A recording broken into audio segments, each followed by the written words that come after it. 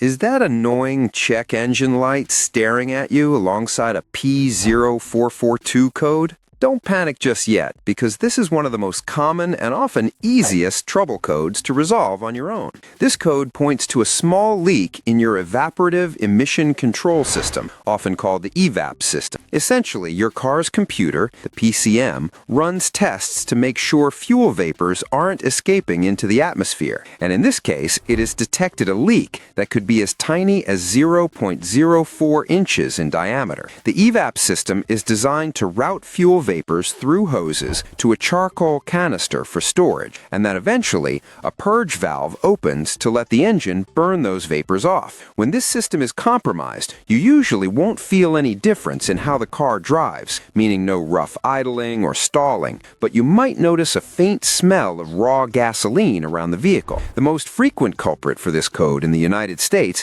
is simply a loose or worn-out gas cap. If the cap isn't sealing tight enough, the computer thinks there is a leak. Other causes can include a cracked vapor hose, a faulty vent valve, or a defective purge valve. To fix this, start with the easiest step first. Remove your gas cap and inspect the rubber seal for cracks. Reinstall it and turn it until it clicks. If you have an OBDII scanner, clear the code and drive for a day or two to see if it returns. If the cap looks old, replace it, but make sure to use an original equipment manufacturer part from the dealership, as cheap aftermarket caps often trigger this code again. If the cap isn't the issue, you will need to visually inspect the hoses under the hood and near the fuel tank for cuts or rot. For a more advanced diagnosis, mechanics use a smoke machine to pump smoke into the system and watch where it escapes. If you aren't comfortable crawling under the car, this is when you should see a pro. Thanks for watching, and drive safe.